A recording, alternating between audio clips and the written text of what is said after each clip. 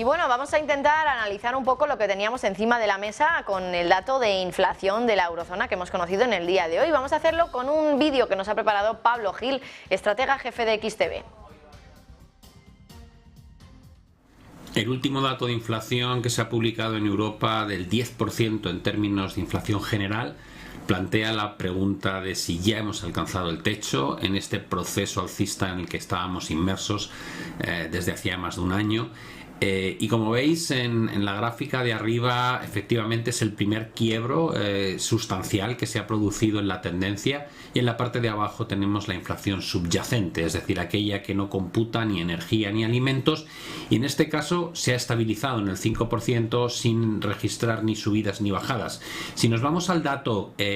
intermensual, lo que vemos es que se ha producido de facto una caída real de la inflación, y por tanto no se trata solo de un efecto base. Cuando hablamos de un efecto base es cuando comparamos el mes del año anterior al mes del año actual, y por tanto si hubo una subida muy fuerte en 2021 en ese salto de un mes al siguiente, quiere decir que favorece que se pueda producir una corrección en la lectura del mes del año siguiente. En este caso, digamos que estas 6 décimas que veis de retroceso, hay una parte muy importante que es por efecto base, pero sí hay una pequeña contracción en términos reales que aluden a la posibilidad, como veis, el primer dato negativo que se produce en toda la serie del año 2022, que podamos estar ante ese techo tan aclamado por parte del mercado y de los bancos centrales de que lo peor ya ha pasado. La pregunta, tal y como explicaba en este caso Powell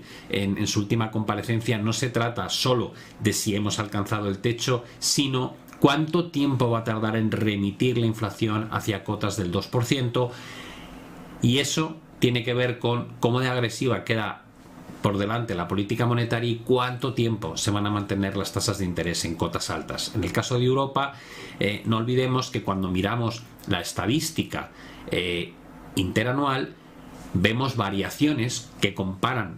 mes contra mes en un espacio temporal de 12 meses de separación, pero si queremos ver realmente qué impacto ha tenido de forma acumulada todas las variaciones mensuales de inflación que se han ido acumulando a lo largo de los últimos años, lo que tenemos que mirar es el índice. Y aquí os he puesto pues el índice desde el año 97 en adelante para que veáis cómo ha evolucionado. Hay periodos donde la inflación apenas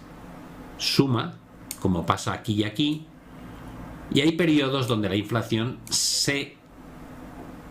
lanza en cotas muy alcistas, que es lo que ocurrió a raíz de la pandemia, con todos los estímulos monetarios y fiscales que se volcaron al sistema. ¿Cómo tomamos pulso a este dato? Es decir,